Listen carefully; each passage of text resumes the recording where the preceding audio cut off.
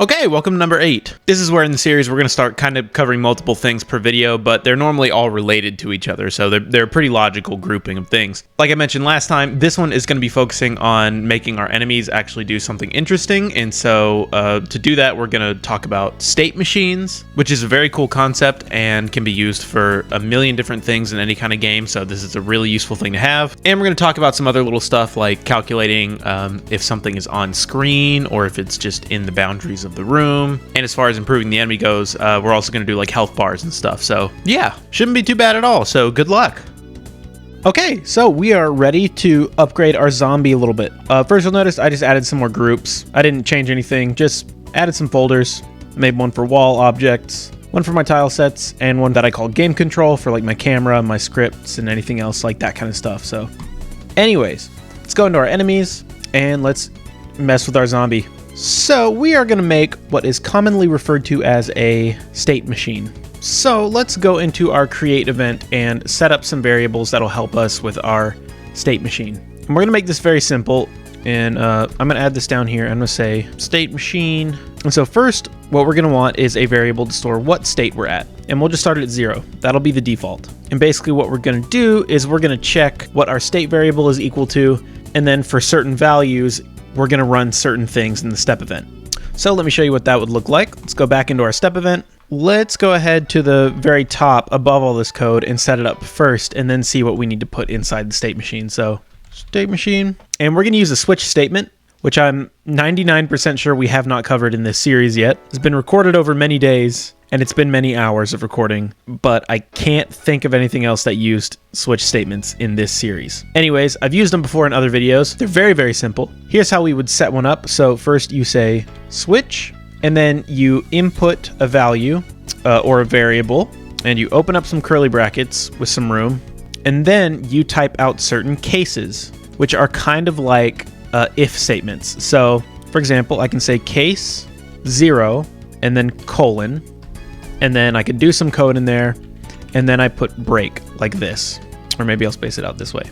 So what this is saying is, like I said, it's like kind of saying if. So if state equals 0, then we can run this code in here until we hit our breakpoint. So if this were to be the chase state, we would put the chase player code here, and then maybe we had another state that was like a freeze state, and then maybe we have another state that's like a running away state.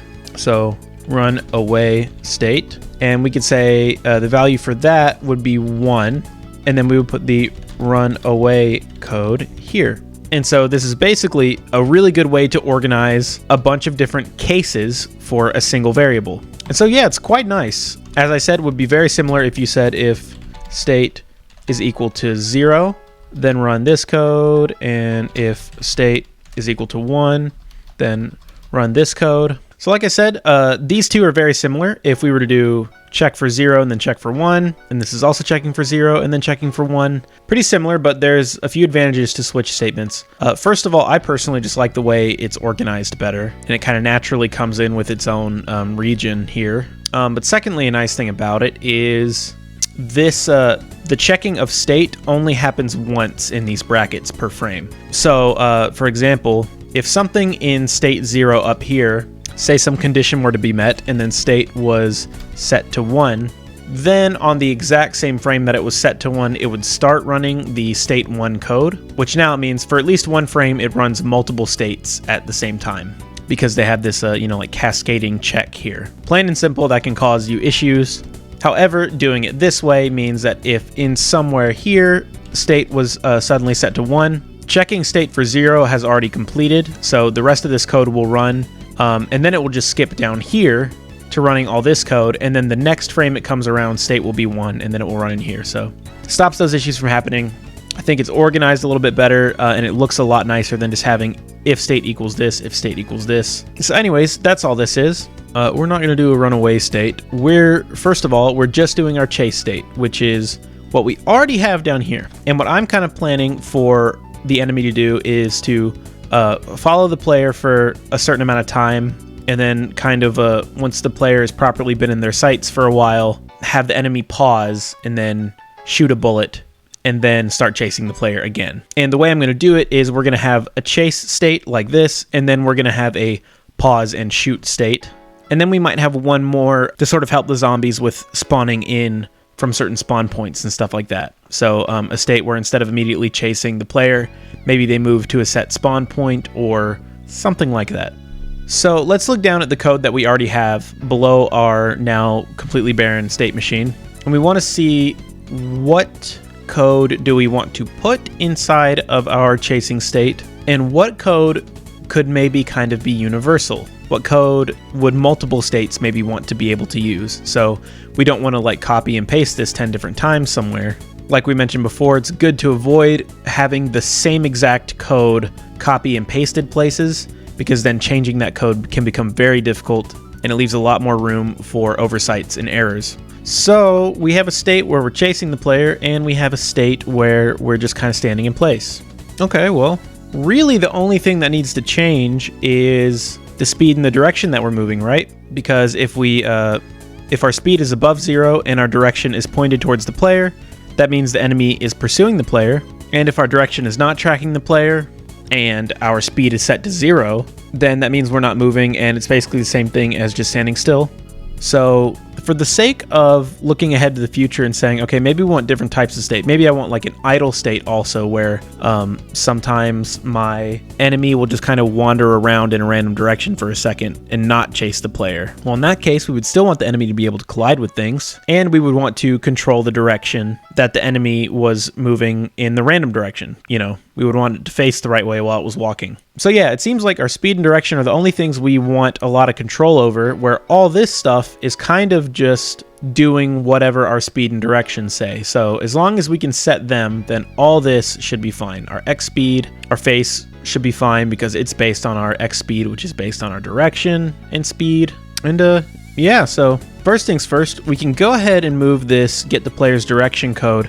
That can be moved up into our chase the player state. So pretty easy so far. Since our default state is 0 in our create event, this would run the exact same code, so nothing wrong there. And our speed is already set to 0.5, which is how fast we wanted the zombie to kind of chase the player. But we don't always want our speed to be 0.5 because, like I said, we're going to have another state where the enemy sort of waits and then shoots a bullet and then starts moving again. So we only want to set our speed to 0.5 whenever we're chasing the player. So let's add a new variable, and I'm going to add it under speed, and I'm just going to call this chase speed. Now this is the variable that I'm going to set to be 0.5, so we can set our default speed to 0. It doesn't matter what we really set it to now, because now what we're going to do is we're going to go into our states, and we can say set the correct speed, and we want the speed to be the chase speed because we are chasing the player. So now our direction and our speed are calculated properly, and it's done in a way where in other states we can set them to be whatever we want. So in the state where we're waiting,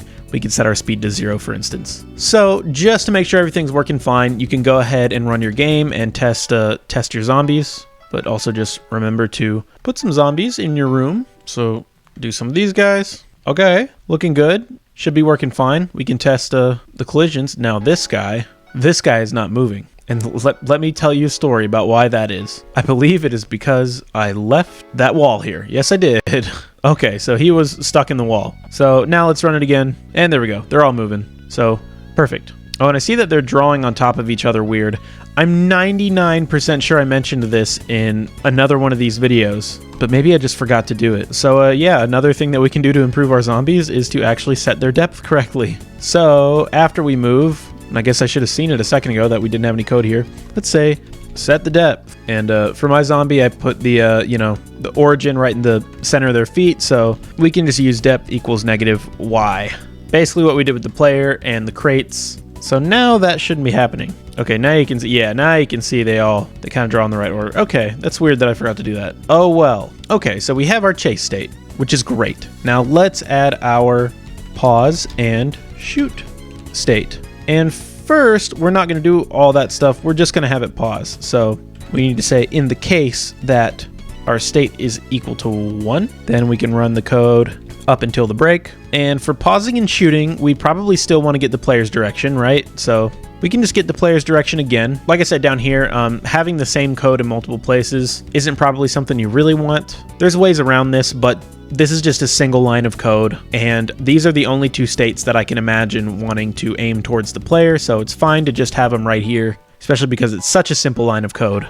So doing the same there, but we're also setting the correct speed, which when not moving, that will be our speed equals 0. So cool. So let's go into the create event really quick. And okay, here we are. And I'm just going to set my state to 1. So that way we're in the pause and shoot state, even though all we're doing is pausing. But let's just see what the enemies do now. And nothing. Well, it's a good thing they're not moving, at least.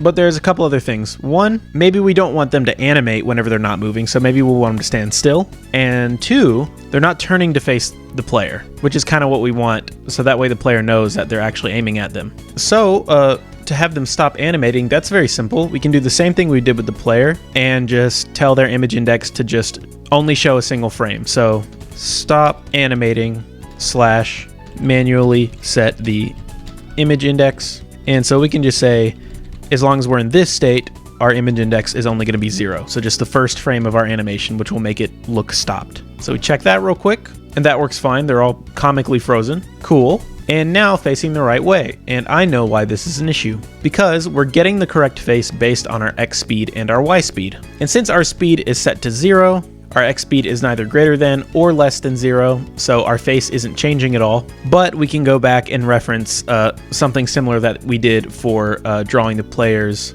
weapon. So draw my weapon. And we did a check just based on the direction instead, to flip the Y scale of the weapon so it's oriented correctly up and down. This is the same thing that we would need to do for the enemies. We just need to check its regular direction. So let's just fix that real quick. So I'm just going to get rid of this code, and I'm basically going to say if our direction is greater than 90 degrees, and our direction is less than 270 degrees, then that's when we want to be facing the left, so we can say face equals -1. And otherwise, if we're not between those two degree markers, we can then just set the face back to 1. Simple. So this should solve our facing direction. And yeah, look at that. They're all facing the player, and as I move around, they turn to face the player. So cool. Nice. So I'm going to get out of there. I'm also going to go ahead and get rid of these walls just to remember that. Okay, cool. We have two very basic states down. One that actively pursues the player and one that freezes to shoot. And before we get into the actual shooting, obviously that's going to require us to make an enemy bullet. And so now let's just talk about the actual shooting part. This is obviously going to require us to make an enemy bullet, so a damaged player object. We already set those up. We already set up a parent for damaging the player and a test object. At least I did a test object. But we can make an enemy bullet super fast because it's the exact same principles as a million of the things that we've done already. So I'm going to do that really quick. So go ahead and create your sprite for the enemy blast that you want to do. Here's mine. I made it sort of a pulsy, spinny thing. It's 12 pixels by 12 pixels. I figured that was a pretty good size. It was big enough for the player to really have to dodge, but not too big. Got my collision mask, which I kind of did the same way, where I just got it as close as possible with the box. Again, you could use an ellipse, which is, you know, a circle, and get it closer. But again, it calculates a little bit slower, and the rectangle's not too bad. And if anything, you can actually kind of cheat this a little bit and pull it in. It's not too uncommon and probably not a terrible idea to kind of fudge things in the player's favor a little bit. So shrinking the hitbox on an enemy bullet like this isn't the end of the world. Just kind of that single pixel or so worth of leniency can make the game feel a little bit better for the player, and it kind of avoids, if I'm using the box, the bottom of the player's box getting tapped by this invisible pixel here, which can be a little frustrating and not feel great. All this stuff needs, you know, consideration and tweaking and all that, so just do whatever you want to do. But yep, so this is my enemy bullet. Let's make the object for it. So I'm going to right click and create an object. I'm going to call this enemy bullet. I'm going to set the sprite properly, and I'm going to go ahead and set my parent to be object damage player, because remember, all of our damage objects have to have parents like this. And also remember that you're setting this to object damage player and not object damage parent or object damage enemy, because then it won't work. This has to damage the player specifically. So we have our filled out create event already, which just comes with how much damage it's going to deal, and our hit confirm variable that we talked about all the way back whenever we did our bullets that the player shoots and damages the enemy. So cool, we need all that, so we can right click and inherit the event, so that way we have both of those variables like we need them. And then we need all the stuff that we've always needed for things that move. So we need a direction, default it to 0. We need a speed, which I'm going to set at 2. We need an X speed, and we need a Y speed. And much like our enemy, we're actually going to give this bullet a couple different states. We're only going to have 2 states. So go to state machine or state control, whatever you want to call it. So we'll start it off at 0. And what I didn't do with the enemy, but what I sometimes like to do is in the create event, I'll kind of comment out what the states are. So I'll say 0 equals not moving, aim for the player, and wait for the enemy to shoot. So that's what 0 state is going to be. When this is first created, it's actually just going to be, it's going to look like the zombie is holding the sort of energy blast in its hand before it actually shoots. This is just kind of a good practice as telegraphing an attack to the player. And that's kind of what the whole point of this state machine is. We don't want the enemy to just randomly shoot a bullet. What we're going to do is the enemy is going to pause, stop animating, a bullet is going to appear in its hands, and then it's going to shoot the bullet. And with the amount of zombies that we're going to have on the screen and stuff like that, that's a good amount of stuff that will help the player notice out of their the corner of their eye. Anywhere on the screen, they're like, okay, that zombie just froze, and now there's a pink orb floating around it, which means a bullet is about to come from that direction. So all this work is just making sure we're making a fair little fun video game. So the 0 state is going to be not moving, and basically what we're going to do is we're going to change the state of this bullet in the enemy. So the enemy is going to create the bullet, and then eventually the enemy is going to tell the bullet, okay, go to state 1, which 1 is shoot towards the player. So cool. Let's actually do all that stuff in the step event now. So add event, create our step event, and I'm going to say here we have our state machine, and we're going to set this up the exact same way. So we're going to switch our state variable, and then first we're going to make our wait for enemy to shoot state, and that's going to be 0. So remember, you say case 0 and then a colon, and then you have to add in your break, and then we can add all the code that we need to add down here. So what do we want to do while we're waiting? Well, we already said we want to aim for the player. So if instance exists, O player, then our direction can be point direction X, Y, the O players, X, and the O players, Y, just like we did in the enemy. And then another thing we can do in this state is we can set our depth. So set depth to make myself more visible. So like I was saying, the reason that we're going through all this work is we want to make sure that this is a good telegraph for the player, which means we don't really want other stuff covering up this visual that much. Now we're lucky, the enemies aren't really going to overlap with each other too much because the way we did their collision masks and the way that they collide with each other, the enemies don't really stack in front of each other too much. It's more like they stack on top of each other. So basically what I mean is, you know, one enemy can't obstruct another one from your view very well. But since this enemy bullet is technically a separate object from its creator, the enemy itself can cover up this bullet. So we're going to set our depth in a similar way. So depth equals -y. But if I were to place my enemy here and I were to place an enemy bullet in its hands about where it would go, so I'd probably place it here. You see the Y value of this is at 390 and the Y value of my enemy is at 400. So they're 10 pixels off. So if I was just setting this to -y, this would actually be -390 and this would be -400. And so since this would be a lower number, it would show up like this, you know, instead of the other way around like this. So we can go back in our bullet object and we can just subtract a little bit more to make it show up more on top. So, you know, we could just say -50 or something like that, right? So now instead of that being over here and being 390, this will be -440, which would show up on top of this. So just something to help out the readability of the situation. So cool. So we're doing nothing except getting the direction in our first state. And then, like I said, eventually our enemy is going to shoot this bullet. So we're going to say shoot/travel, and that will be our 1 state. And here's where we can put all of our movement code. Unlike how we did in the enemy when you know, we put a lot of code outside of the state machine so multiple states could use it. We know for a fact that this bullet is only going to have the 2, where it's going to wait and it's going to shoot. So no need to look for collisions or calculate X and Y speed until we're actually ready to move. So now we can do the movement like we know how to do. So let's calculate our X speed first. That's our length dir X of our speed and our direction. Our Y speed is the length dir Y. Again, remember, X and X, Y and Y. I'm gonna say it every time. Then we can just move by adding our X speed to our X and adding our Y speed to our Y. And if we want, we can add some code for updated depth.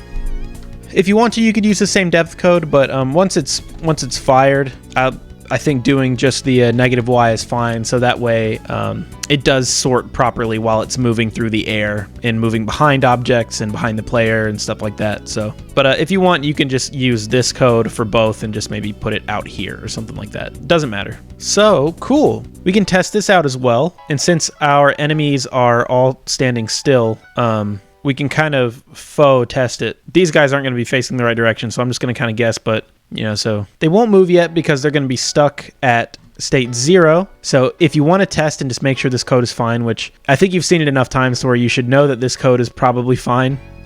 If you want to, just temporarily, so add it out like here so you know it's supposed to be gone. We can run the 0 state for 1 frame and get the right direction to shoot at the player, and then, you know, set our state to 1 so then it shoots. So let's just run and make sure that works. Okay, and our player got damaged, and it got the iframes and everything. Cool. The basic behavior of the bullet works. Now, if you remember what we talked about with the player bullets, we're going to have similar issues where did those bullets go? Well, they're still there. They're all just traveling farther and farther away right now, but the game is still processing them. Not only that, we didn't do any wall collisions. What if we want them to break when they hit the player? Same exact stuff that we went through with the player bullets. So if you like, we can go ahead and do that. We can take a peek at our blue bullet and just see how we set that stuff up again if you don't really remember. But if you remember, we had some cleanup stuff. So we had a max distance, which was how far the bullet could go before it just destroyed itself anyways.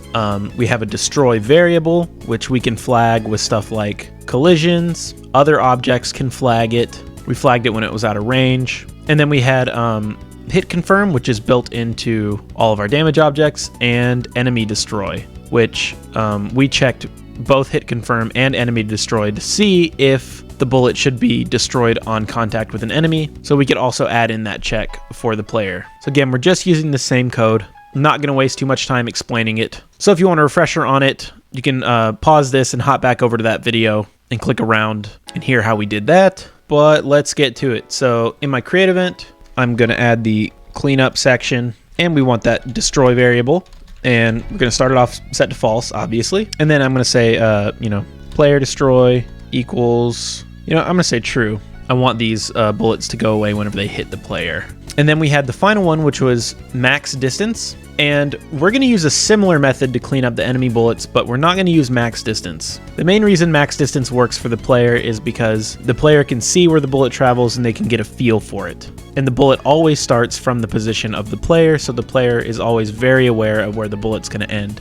We don't want to do max distance for the enemy bullets, at least I don't think we want to, since an enemy can fire a bullet at a player from a variable amount of distance, which means it'll kind of feel inconsistent how far the bullet gets towards the player. And even if we put the max distance up pretty high, it means that the player could pretty much always just outpace a bullet and then it would go away instead of having to get out of the way. So basically, instead of doing the check for how far it's gone, the enemy bullets are either going to run into the player, they're going to run into walls, or they're just going to go completely outside of the room. And so we're going to check and say, once it's outside of the room, we'll destroy it. So let's go do all that stuff. So into our step event, under our state machine, and I'm going to say clean up again. First, we'll go ahead and add in the destroy check. So we'll say if destroy is equal to true, then we can destroy ourselves. And similar to the blue bullet, the main thing that we want to check after the destroy check is the collision with walls, or the solid walls. Because like I explained with the breakable crates, we need to give them time to receive the damage from this enemy bullet now. So we're basically going to add this check in after it as well. Suppose I could have copy and pasted it, but you know what? The less copy and pasting you do, the better it is for you. So if place meeting x, y, object solid wall. And then we'll say destroy equals true. So our wall collisions are done. And we want to do the hit confirm from the player and if we're outside of the room. First, let's just do the hit confirm from the player. And that way we can check these two that we know they should work. And then we can check the out of bounds. So if hit confirm is equal to true, which remember our damage scripts handle that variable, and player destroy is equal to true, then we can set ourselves to destroy. And remember, we don't have to do this one afterwards because if hit confirm is true, that means that any objects that needed to do calculation with this bullet have already done it because they're the ones who set this variable to true. So let's check real quick how this works. Okay, so the first bullet that ran into the player was destroyed, so that's pretty good. The other ones didn't, and that's because our player's iframes wasn't setting hit confirm to be true, but I don't think that's too much of a problem. If you do want them to always be destroyed on the player, then you could just do it similarly to how you did here and just replace hit confirm with if it's run into player. And in this case, you would need to move it under destroy, because now we need to make sure the player has enough time to get hit by them. So, yep, now they're all destroyed by the player. So if that's what you prefer, you can do that. I prefer the other way because the player is already damage boosting through bullets. So I don't think they need the extra help of getting rid of any bullets that's touching them. So anyways, that's back to normal. You probably saw it already, but they're working fine on the wall. So like, look at this one. That one ran into the wall. That one over here ran into the wall. So all that's working fine. Great. Now we can do the final cleanup, which is the most important one out of all of these. If you want to label these, you can, just to maybe make your life a little bit cleaner. So like that. And it doesn't really matter where this code goes. This could go before or after destroy. Doesn't really make a difference. I'm just going to put it before. So we say out of room bounds. So easiest way to check this, just to show this off, I'm going to put in like a little faux object here, make it real big. Okay, so this is our room. And these are the boundaries of our room, obviously. And let's just say this is our bullet object. Doesn't matter what size it is because this principle works either way. So how can we tell whenever we are outside of the room? Well, we basically just need to check the edges of this object based on the room size. So for example, very simply put, if the right side of the object is less than the left side of the room, then it's off screen. If the bottom side of an object is below the top part of the room, I know it sounded like I said that backwards, but we know how the Y works already. Then it's out of bounds. The left side is greater than the right side of the room, then it's out of bounds. And if the top side is greater than the bottom side of the room, then it's also out of bounds. So we're just doing a four-way OR check for exactly what I just said. So let's go back to our enemy bullet. Like I said, so first we'll say if our bounding box right, which is the right side of our collision mask, is less than 0, which is the left side of the room, then we want to set ourselves to destroy. And let's just do the other side now. So if our left side is greater than our room width, which is the right side of the room, then we can say if, let's check going up off the screen. So we want to check our bounding box bottom. If that is less than 0, then that means we're off screen. And if our bounding box top is greater than the room height, then they should all run this code, which is just to set destroy equal to true. And then we'll destroy ourselves. Easy peasy. And especially if we're doing our camera the way we have, where there's a lot of negative space and the camera's never really going to get pushed up against the side of the wall, that's totally not a problem. This code is perfect, but I will say you might get one little quirk like this really quick. So, you know, here's our bullet object. Remember, our collision mask is more like in this kind of area. So our collision mask is actually not the whole sprite. So technically, if the right side of this collision mask is less than 0, it would pop out of existence right here when there was still a little bit left on the screen. You know, same with the other directions. See, it would pop out here, and it would pop out here, and pop out here. It's not going to make a difference for our camera system right now, but there are ways to calculate the actual sprite edges as opposed to the bounding box edges. Or we could like add a pad here. So I could say var underscore pad equals, we'll say like 16 pixels. So we could say if our bounding box right was less than the negative pad that we had here. So that means it would instead of popping out of existence after getting over here, it would pop out after getting over here. So any objects that you wanted to do similar code like this with, that maybe had overhanging sprites, you could do that with. And so, you know, if left was greater than the room width plus the pad, and then this will be minus the pad, and then plus the pad again. So they'll do the same thing. You know what? I might as well just leave it like this too. So, yep. And if you don't need the pad, then you can just make it 0. Doesn't matter, but this isn't really going to change much. It just means that the bullets are going to be around for a little bit longer, but it can avoid any weird visual stuff. But yeah, since they're only going to be going away outside of the room, we don't really have a way to visually test this. So if we want to test this, which we do, we always want to test everything, we could go somewhere like in our player object. So I'm going to open them up and go into the draw event, and maybe under my HP, I'm going to add another draw text line like this. And so I want this to draw under the HP, so I'm going to add some to the Y coordinate. So maybe Y plus 20, it doesn't matter. We can check for the number of instances of that object that exists. So we could use the function instance count. No. Sorry. Instance number. And we could check for our object enemy bullet. And this does exactly what it says. It'll just show us how many instances of object enemy bullet are in the room at the time this is getting called. So yeah, let's try that out real quick. So 5, 4, 3, 2, and that one's still going out that way. And it's 0 because it went off screen eventually. Actually, pretty much all of those ran into a wall before they actually got totally off screen. But here, if I angle some more like from over here, then they'll all kind of go to the right. So none of them should hit walls. They'll just keep going this way until they're totally gone. Okay, yeah, so we got 14 left, and you see them all go away. So great. They actually go away, and the processing power of rendering all those objects is freed up. Excellent. There's also an easy way to check other stuff, like you could check the player's bullets just to make sure that they're all getting destroyed properly. Even though we kind of already proved that since the maximum distance, we could visually see them stop. So cool. I'm going to get rid of that line of code. And by the way, if you were curious about what instance count was, instance count will just tell you how many instances of all objects there are in your room at any time. So that's a good way to check for optimization and stuff like that too. But anyways, let's get rid of these. So our enemy bullet is now fully functional, and we can finish up our code for our enemy actually shooting them. Exciting. So since we're going to be doing that, we don't need any of these strays hanging out here anymore. And another thing we want to do before we move on, remember this, it's important, go back into your enemy bullet and open up your state machine. And we need to get rid of this little line where we set state to 1. Because remember, we were just doing this so we could actually test it. So we want to get rid of this line. So now it'll stay in state 0 until the enemy tells it to shoot.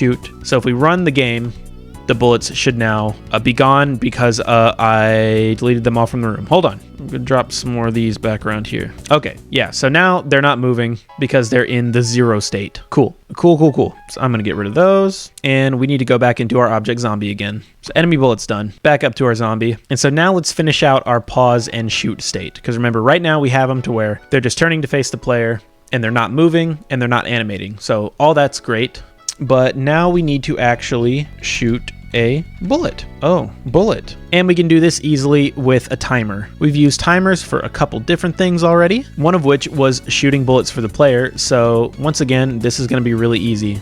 So I'm gonna add a section called the shooting state, and we want to make a timer. So first we want our shoot timer, and we'll just start that off at 0, easy. And the way this is going to work is, like I said, our enemy is going to stop and create a bullet in its hand that it holds while it stops. So we can do that at the same time. We don't have to have any kind of time between that, because honestly, the more time that the bullet is up with the enemy, the better telegraphed it is for the player. So we have that. That's kind of one part of the state.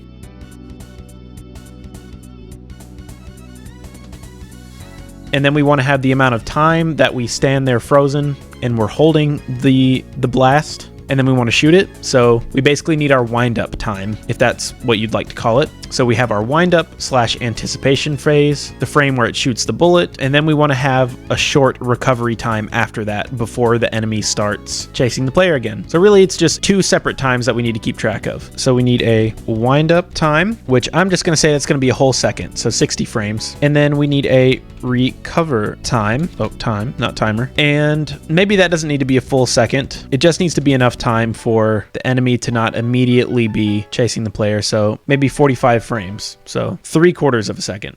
So cool, let's actually use these timers and times now. So the first thing we want to do is we just want to start progressing the timer so we know to do things. So shoot timer ++, easy. Now, like I said, the first thing we want to immediately do is just go ahead and create the bullet and have the enemy be holding it in their hands. So if we want to do it immediately, we can say if our shoot timer is equal to 1, which would be on the same frame since we're starting at 0, we're adding 1, and then we'll already be at 1. So this is where we're going to create the bullet. I'm going to tab these out so we know they're all under the shoot a bullet part. And we need to create our bullet.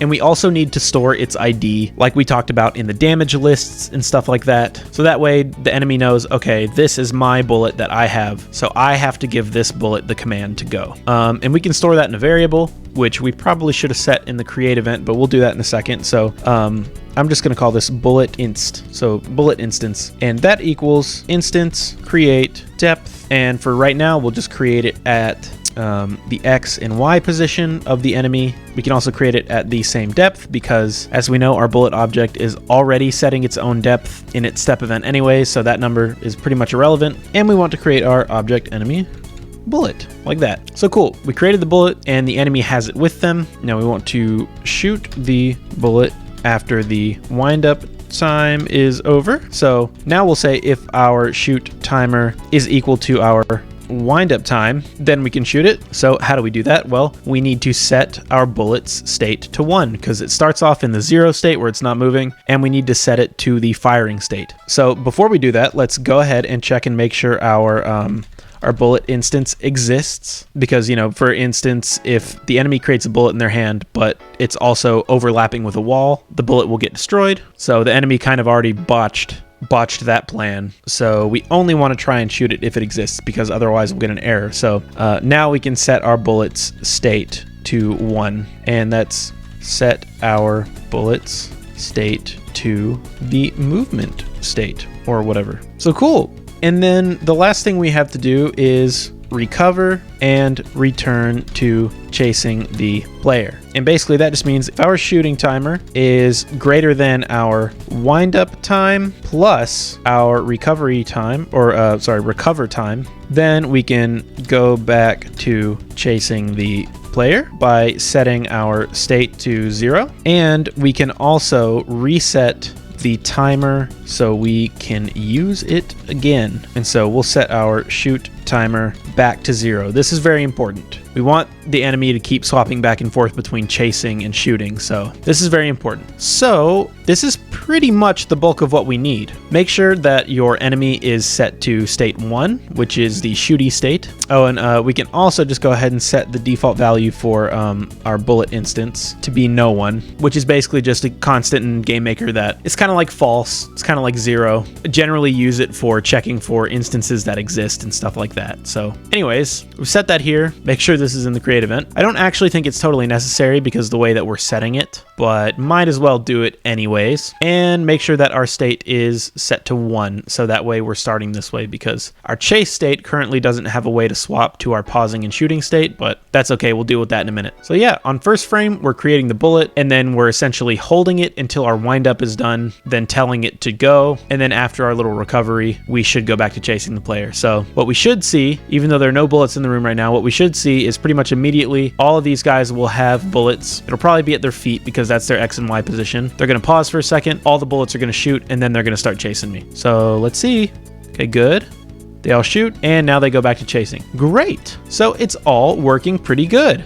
Before we fix the bullet position really quick, let's just go ahead and finish up our state swapping between these two, just so we can play a little bit and test and see everything with multiple examples, and we don't have to keep running the game to check stuff. So back in our zombie step event, and here's what I'm gonna do. I'm gonna actually use our shooting timer up in this first state as the timer to change us to the shooting. So that way I don't have to set a new variable, but I will have to set a new time. So I'm actually gonna put this above of our shoot timer, and we're going to call this cooldown time. And so this is going to be the amount of time where after the enemy has shot an attack, how long do they have to wait before they can attack again? And I'm going to say that's going to be like 4 seconds. So that would be 4 times 60 frames. So cool. Let's go do it real quick. Easy peasy. Hop into our chasing state. We can go over here and say transition to shooting state. So again, we need to add to our timer. So we can say shoot timer ++, and then all we need to do is say if our shoot timer is greater than our cooldown time,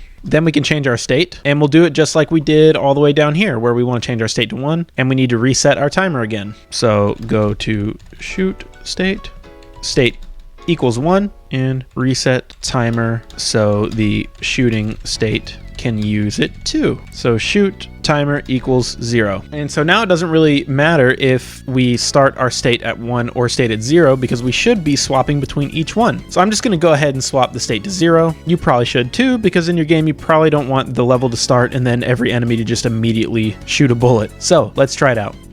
Okay, so they're chasing me, good. In a second they should all stop, shoot, and then start chasing again. And in a couple seconds they should do it again. Yep. Look at that. Nice. Cool. So as always, I know you're probably tired of hearing this. You're also probably tired of noticing it yourself. But as always, yes, we do indeed have a few issues. So first of all, obviously, they spawn the bullets at their feet. They don't actually hold them in their hand. So we kind of need to find some offsets to make sure that the zombie is holding it properly. Another thing is they are way too uniform right now. They're just all shooting at the same time and stopping at the same time because we don't have any kind of randomization at all. And another issue, which may not really seem like an issue right now, is this. So you see they're all off screen. However, they can still keep shooting me even though they're off screen. The bullets travel pretty slow, and we know that the player is always going to be in the middle of our screen because of how we set up the camera and all that stuff, right? So it's like, that's not really that big of an issue because the player will always have at least this much screen's worth of a heads up, and they move really slow. You're right, it's not too bad. However, whenever you start getting a lot of enemies in your room, oh, I spoiled the other problem already. Okay, well, my bad. Sorry. I was just having too much fun. Anyways, back to the other thing. When you're getting a lot of enemies in the room at once, like say upwards of 50, if all 50 are constantly shooting bullets at you, that just becomes ridiculous to deal with. Not that there aren't games that are like that are fun, but normally they're like that by design, not because they didn't know how to stop enemies from doing that. And maybe you want to make a game like that, and that's totally fine.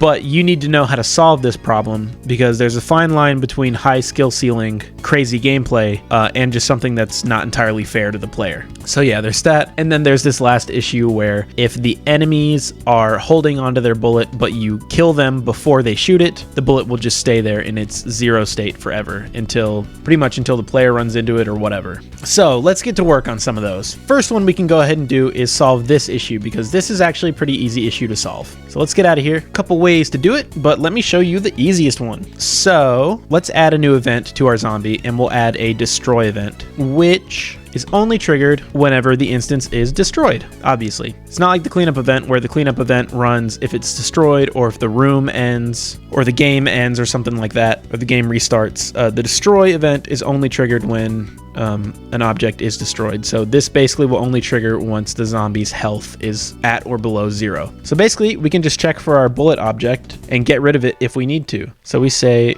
get rid of bullet if we haven't shot it yet. And here's how we do that. First, we need to check if it exists. So if instance exists, and we check for our bullet instance, which by the way does mean that we do need to set this variable in the create event, because if we don't, and for whatever reason it has never been set in the step event, then GameMaker won't know what this is, and it'll get angry with us and crash. So anyways, first checking to make sure the instance exists, and then if it does, we can do another check and say, and our bullet instance dot state is equal to 0. Then we can tell our bullet instance to destroy itself, so we can set its destroy to be true. So yeah, this is just, we're checking to make sure it exists. And the reason we're checking to make sure its state is 0 is because we only want to get rid of this bullet if we were holding it in our hands, which is the 0 state for this bullet. So if we haven't shot it yet, get rid of it. Otherwise, if we just did this and didn't have the state check, what would happen would be is the enemy could shoot a bullet, and then while the bullet was coming at you, you could kill the enemy, and then the bullet would just magically disappear. Could be interesting for a gameplay mechanic. Maybe that gives you guys some cool ideas about stuff you want to do. But with what our game is now, and with the way we have everything set up, this is probably what we're going to want. Because that other idea would probably need some tweaking and some better visual cues and stuff like that, so you can know which bullet, which enemy fired, that kind of thing, whatever. Anyways, this is what we want. So we can test that again now, and we can basically just test it by just waiting for them to... Okay. And so we saw that one lost it. I'm gonna go ahead and get your health really low. Oh, okay. I'm doing a bad job. Okay, so now holding it, and it's destroyed whenever he's destroyed. Good. Good. So issue 1 solved. Now the next issue we want to fix is making sure that the enemy will actually just hold it in their hands. We can basically just do that with some very simple offset variables. So to find the kind of offset, what I like to do a lot of times is I'll take an object and put it, take an object or a sprite and put it at the top left of the room. So its coordinates are at 0, 0. And then I'm going to take my other object here, turn off my grid so I can freely place it, and then I'm going to put it where I kind of want it. So I want it to hold it maybe like right here, something like that. So I put it where I want, and now I can check down here what the offsets are. So the X position offset would be 5 pixels to the right, because remember this is just at 0, 0, so 5 pixels to the right. And for our Y offset, we want 8 pixels up, so negative 8 pixels to the Y. It's just an easy way to do it, so that's pretty cool. Go back in my zombie object and into my create event, and I'm gonna add bullet X offset, and that's going to be 5, and bullet Y off, and that's going to be negative 8. So cool. Let's get that going. Let's go down into our pause and shoot state. And first, we want to create the bullet object in the correct position. So not just X, not just Y. We want to do our X plus our bullet X off, and our Y plus our bullet Y off. And we're not quite done, because obviously this bullet X offset only works if our zombie is facing the right. But if our zombie was facing the left, then obviously the X offset would need to be the opposite.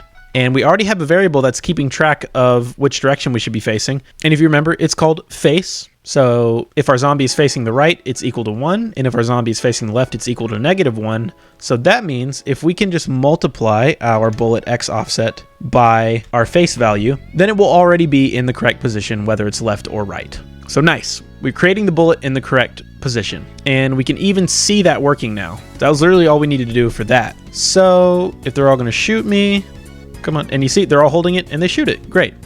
But watch this. So they're shooting and I turn. Oh, hold on. Watch this. Hold on. Give it a second.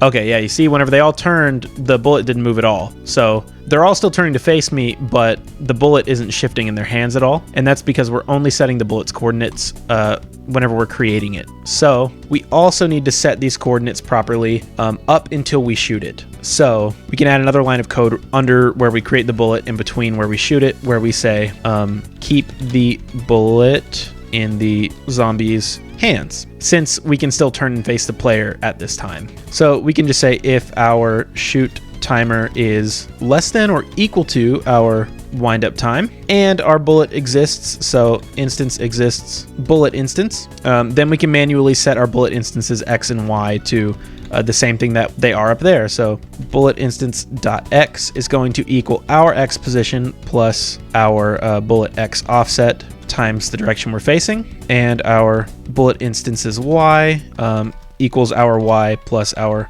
bullet Y offset. So that should solve the rest of that issue for us. So let's try that out. Okay. And look at that. They're turning. Nice. So just a good bit of visual polish there, but something I think is important. So good, we got that one off the checklist. And now we need to worry about the issue of the enemies shooting from off screen and shooting in unison. Well, there's some good news is we can kind of solve them both at once. And to do that, we just need to start with solving the on-screen problem. So really quick, just because this is a big line of code, I'm just gonna add in some regions like I showed you how to do before inside this here. So that way I can just minimize this. Okay, cool. And now we just kind of need to add a check and just make sure that our enemy is actually on screen to add to our shooting timer. Pretty simple solution, but pretty effective, all things considered. So we're gonna do the exact opposite thing of what we did with the enemy bullet, where before, to check if our bullet was off screen, we checked if our right side was less than the left side of the room, then we were off screen. If our left side was greater than the right side of the room, we were off screen, all that kind of stuff. We're just going to do the opposite thing, and instead of checking for whether we're on screen, we're going to get the coordinates of the camera. So first, let's get those camera coordinates, and we can store them in local variables. So first I'm going to call this cam left, and that will equal camera get view x. And remember, we're just using the first built-in camera, so that's going to be our view camera 0. This will return the x position of our camera, which is the, our x and y is the top left of our camera, so it'll just be the left side of our camera. Then we can get the right side of our camera, so var cam right. That's going to equal the left side of the camera plus the width of our camera's view, right? So camera get view width of view camera 0. Easy peasy. And then we can do the top and the bottom the same way. So our camera top will be camera get view y of view camera 0, and our cam bottom is going to be the same principle. So we want our camera top plus the height of our camera. So camera get view height. Cool. Okay, so now we have our camera parameters here, and now we want to make sure that we only add to our shoot timer if we're on screen. So here we need to do the check. So only add to timer if on screen. And I'm just going to go ahead and put our little curly brackets around here and put our if right here, and we're ready to type. Like I said, this is going to be the exact opposite of how we did the other check. And there's also 2 ways to do on screen. So what is it you consider to be on screen? Well, let me go in my room really quick, and I'm going to add in this little dummy thing again. Okay, so we'll say that, this is the camera. We're not going to use the room as a reference, just the camera size right here. So the way we checked off screen was, if our right side here is less than left side of the room or the camera, then we're off screen. It doesn't matter what our X and Y position is, because no matter what, we're off screen. Same with the other way. Doesn't matter what our Y position is, we're off screen. Same where if our the bottom here is below numerically the top of our camera, the X and Y position don't matter. And same over here, we're just off screen regardless. So that's why we could use a bunch of or checks. So we said if this or this or this or this. To check for on screen, we need to check for everything. So, we would check, hey, if my right side is greater than the left side of my camera, then that means I'm on screen, at least, on the horizontal, right? Well, that's also not true, because even if I go all the way over here, my right side is still greater than the left side of the camera. So we're not on screen vertically. So the right side needs to be greater than the left side of the camera, and the left side needs to be less than the right side. And same, the bottom of the object needs to be below the top part of the screen, and the top part of the object needs to be above the bottom part. So we need to check for everything. And there's also, like I said a second ago, there's actually a couple definitions for what you might think on screen is. What I just mentioned is if a piece of this object is visible on screen, then it's technically on screen. But you may prefer if the entire object is on screen. That counts as being on screen, and where if only a little piece is coming out, this technically isn't on screen. I'm fine with a little piece sticking out, because the main reason that we don't want enemies to shoot from off screen is not necessarily because it'd be impossible for the player to dodge the attack at that point. It's so far away that, we already mentioned that the edge of the screen is far away enough that the player could see a bullet coming from off screen. The main thing is we just don't want 50,000 dudes over here off screen shooting in. So We're just controlling the amount, basically, based on our visuals. So I'm going to show you the way to do it this way, but if you wanted it to be all on screen, then basically you would just have to check and make sure that the left side is both greater than the left side of the screen and less than the right side of the screen. Same with the right side, and the top would have to be greater than the top of the screen and less than the bottom. Same with that. So you would have to check all sides that way. But anyways, let's continue on and do it the way that I'm going to do it. So first, let's check if the right side of our object is on screen. So if our bounding box right is greater than the left side of the camera. And remember, that could technically also mean that we are off screen, but just off screen to the right. So now we need to check if our bounding box to the left is less than the right side of our camera. And we also need to remember how the Y coordinates work in GameMaker, where going up is less and going down is more. So we want to make sure that the bottom of our object, so the bounding box bottom, that needs to be greater than the top of the camera. And that also means that our top needs to be less than the bottom of our camera. So what this should do is while our enemies are basically touching the screen in one way or another, this timer can add, and then we can transition to the shooting state. And if they're not on screen, all they're going to do is pursue the player, which some of them will get hung up on walls and some of them will just continue to find their way on screen, especially as the player moves around. So, you know, that will kind of naturally make this timer get totally offset in all the enemies. So it'll kind of add randomization into it as well by itself. So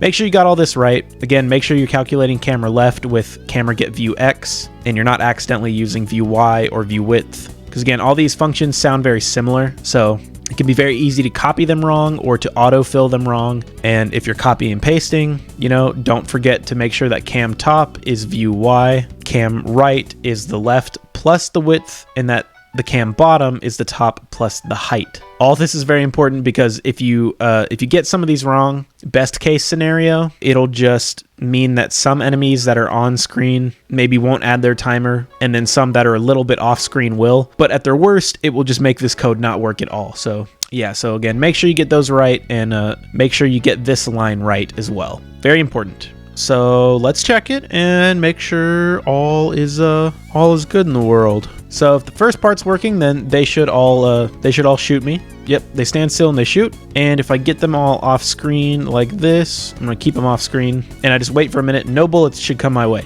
Okay, I just waited for like 20 seconds and there's nothing. So now my guy found his way over, and now he can shoot again. Look at that. And same with these guys. And now you'll notice that those three are kind of in a similar range of shooting, but now they're offset with this guy. See? So pretty cool. And again, as you move around, even just as we duck in and out, they're kind of, yep, see, now they're all just totally random, and it only took getting them on and off screen just a little bit. So that's great. That's working fine. And we technically should be able to just add a ton of enemies around. So that's what I'm going to do. I'm going to stand right here in this open part, and I'm just going to add a bunch of zombies around me. I might need to give myself a better place to run away or something. I don't know. Okay, lots of zombies. Most of these guys should be on screen at first because they're all pretty close to the player. So let's see what happens. Oh, a lot of guys. But we still see that a huge group of them all still attacked all at once right out the gate. But as you can see, once I start kind of strafing around and getting away, you know, that's cooled down a little bit,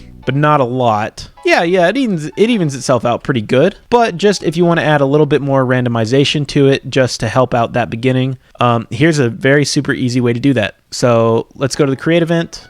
Oops, I'm clicking all around the wrong places. Okay, let's go to the create event of our zombie, and this is the reason that I put cooldown time above our shoot timer, because now we can use the function iRandom. And what this does is you can input a number to this function of iRandom, and it will return any random number from 0 up to that number. So I can just type in my cooldown time, and now shoot timer will be totally randomized. It will be any number up to 240, which you can imagine will add a lot of variety to this initial timer countdown. So cool. And another thing to note is I used iRandom because iRandom will return an integer, which is what that's for, which means, you know, it will just return 0, 1, 2, 3, 4, 5, 6, 7. There's also another function just called random, and it does a very similar thing, except this can return decimal places. And I'm not sure how far. Let me read up on it. Okay, yeah, as stated by the GameMaker manual that I opened up on my other screen. For example, random 100, so like this, will return a value from 0 to 99. Oh, and I guess I should have been more specific as well about that. It returns the number of numbers that you put in here. So the first 100 numbers, which means 0 to 99. So anyways, it will return a value from 0 to 99, but that value can be 22.56473. So the decimal place goes out pretty far actually to what it can return. So that's why I use iRandom. When using timers, I like to use whole numbers or integers or whatever you math magicians want to call them. So yeah, anyways, now if we were to run this game with just that one little change, look at that. Guy's already shooting. It's already all randomized. Still in a bit of a chaotic position here, but look at that. Look at that. And now if this is a little too much for you, one thing that you can do is you can just increase the cooldown time here. So if that seems like a little bit much for a bunch of enemies, increase it to 6 or 7 seconds. And let's see what we got here. So we still got a lot of enemies, but look at that. Way less bullets to manage. Way less. Again, the number of bullets is going to go up pretty proportionally to how many enemies show up on screen, ergo, how many enemies are in the room. And that's probably what you want. You probably want it to get more difficult as more enemies show up to incentivize players properly to deal with as many enemies as possible quickly. So yeah, nice. I'm going to set this back to 4 though, because I like it. Okay. Now I say we just drive this enemy home right now. I say we just be totally finished with this guy with one last little bit of polish. I say instead of these crappy little numbers we have over here, we add little health bars for him. That I think that would look at least marginally nicer. So let me show you how to make a really simple health bar. So let's do that really quick. Okay, so I'm gonna go in my enemy folder and I'm gonna create a new sprite, and I'll just create this one straight up with you. And by that, I mean, I'm just gonna load in the one that I already have, but let me show you how it works. Okay, so here I have S enemy health, and here's what it is. It's just a dark purple bar, and the sprite, it just fills up like this. Super easy to do, just 1 pixel at a time. Starting at the left is empty and the right is full. So we're going to draw this over our enemy's head. So our enemy, our zombie here, already has its center defined by its origin. So we're also going to put the origin in the center of this, going left and right. And then we want to draw it above the enemy's head. So I'm just going to go ahead and put this at the bottom center. So that way we just have to count straight up how many pixels we need to go to draw this above the enemy's head. So cool. Get one of these made, and let's hop back into our zombie. So we're going to be doing a little bit of cleverness, a little bit of division and multiplication here. So this is super cool and easy. First, what we need to do is we need to add a new variable to our objects that can receive damage. We need to know what an object's maximum HP is, or starting HP, not just the current HP. Because we're basically going to find the percentage of HP that we're at and then set it to an image index based on that, right? Like that makes sense. This will be 50%, this will be 100%, and you can only get a percentage of something if you know what the max value is. So let's open up our custom functions script where we did our damage calculation. So here we have our create event for our damage objects. So get damaged create. We have our HP here, but we can also add in max HP like that. And we'll just also set that to the HP variable that we set. So great. Now we can find our percentage. Easy peasy. So if you don't remember why changing that script changed this, you should, because if we open up our object zombie and we open up our enemy parent, we're setting this in our enemies. So now our enemy parent has a max HP variable and our zombie has a max HP variable. So good. Now we have everything we need and we can go to the draw event. So we don't really need this anymore, but you can keep it around for testing purposes and stuff if you want. So you can just comment this out, or while we add this, you can just keep it up on screen if it makes you feel better. But now what we're going to do is draw the HP with that sprite that we got. So first, let's go ahead and draw the health bar in the right position. Let's figure that out first. So we're going to use function just draw sprite, nothing crazy, no draw sprite extended. We're going to draw the enemy health. For now, we'll just draw the 0 sub image. We're just getting the position right. Since it's already centered, we can draw it at the same X position. And then for our Y, we can do this. We can draw it at our Y position, which would be at our feet. But then we could subtract our sprite height, which is the literal height of our sprite. So 27 pixels. If we open this up, 27 pixels. And remember, the sprite height includes the entire height of the sprite. So even if there was like empty space above the enemy, it would count those as well. But since our sprite is nice and compact and it's been trimmed nicely, we now know that if we did Y minus our sprite height, that would be touching the very tippy top of our head. So if we want just a little bit more separation, we can subtract 1 more pixel from that. And this should draw our health bar at a very nice place. So let's run the game and check. Yeah, look at that. It's just right over the enemy. Very attractive, nice looking position. Excellent. So now let's get it to display the right amount of health. First, like I said, we need to find that percentage. So I'm going to say var, and this is going to be health percent.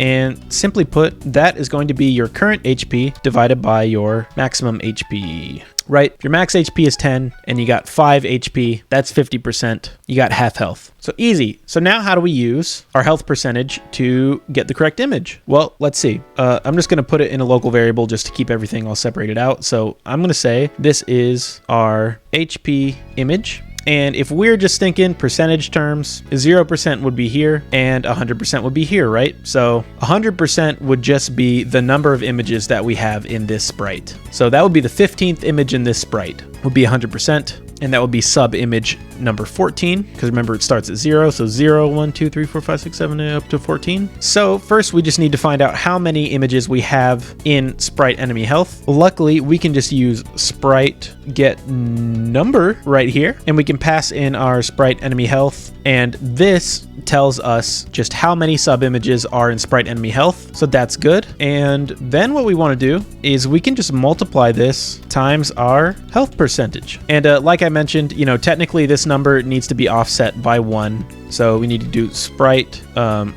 get number minus 1, and we'll put those in parentheses so we don't get any real results. But yeah, so like I said, if we have 100%, which 100% just equals 1, then that would be 1 times 14, which would give us the 14th sub image here. Say our health was 50%, so that would be 0.5. 0.5 times 14 is 7, so that would give us the 7th image, which is this right here. So that's 50%, and same with any other percentages. And the way image indexes work is they don't have to be whole numbers. This could be any decimal place, and pretty much any decimal that's over 0. So 0 to 0.999 is going to be this. 1 to 0.1, 1 to 1.999 is going to be this. 2 to 2.99, all the 3s, all the 4s, all the 5. So it will already sort all of that out for you. So we have the correct image index that we're looking for, and we can just plug our HP image into our sub image down here. So if I were to run the game, we would get this, and oh yeah, look at that. Look at that. It's working. It's working, baby. And the final piece of the puzzle is you can either comment this out if you want to save it for later, or just get rid of the darn thing like I'm gonna do, because now if we run the game, look at that. Look at that. And aside from some visual effects, these zombies are literally just the exact same zombies that I showed you in the opening demo. So yeah, we are officially done with these enemies. Oh, okay, so one more thing that I want to add really quick. Now that we have this nice maximum HP variable, we can properly clamp our HP variable now. So right now, technically, our HP could be negative if we take too much damage while our health is low. And by we, I mean our zombie here. That could give you some weird visuals for the health bar and stuff like that. It probably doesn't, just because the enemy probably stops drawing before it has a chance to draw something weird. But one, it'd be nice if we could keep our HP at 0 or above it instead of in the negatives. And also, in case maybe we have some kind of support enemy that heals other enemies, or maybe enemies can pick up health upgrades and stuff like that. We don't want our enemy's HP to go over their maximum HP. And that'll be the same for the player too, whenever we add in health pickups and stuff like that. So we can just add a really easy line of code super quick to our damage script. So let's do that real quick. Let's go to our custom functions and down to our get damaged script. So right here, get damaged. And basically what we want to do is just clamp our HP, like I said, and we can just do that at the very bottom of the script. at least for most objects. So we can just write clamp HP really quick, and we can do that with this simple line, which is HP equals clamp. I'm going to clamp our HP. The minimum is going to be 0, and the max is going to be our max HP variable. Very easy. And one thing that we also want to do is I'm going to copy this really quick. So Control C, and I'm also going to add it all the way up here, because remember, if we're doing the iframe stuff and like for our player and our iframes are ticking back down, we're exiting, so we're not doing any of this code down here, including that clamp really quick. So I'm also just going to put that clamp right up here. There we go. So this will just help us keep everything nice and tidy. Now, normally I get a little paranoid about this kind of thing, so even in the other objects with like health pickups and stuff like that, I'll normally clamp HP there as well. But this is just a nice little catch-all, which will avoid any big issues that we'll have. Like I said, these probably wouldn't be major issues either, but it's going to be important for the player and health pickups and stuff like that, and might help get rid of some weird drawing problems that some enemies could have with health bars and stuff like that. So yeah, ready to move on. Thank you so much for watching. Next time we'll get into like a failure state, so like a player death, and we'll go over some HUD stuff to make the player's HP look nicer. So yeah, stick around. And considering we're pretty far in the series, that's pretty much all I have to say right now. So just give a special thanks to my patrons again, and the super special thanks to Nixionic, Red Dragon Redemption, Null, Joseph Sandlin, Midnight, Jericho Deloach, Mark, Aogio, Homeless Bums Ahoy, Skellen Thrax, Captain Ludwig, Christian Donovan, Nick, and Crunch Sting. Thank you so much, you guys. You are the best, and I'll see everyone next time. Bye-bye now.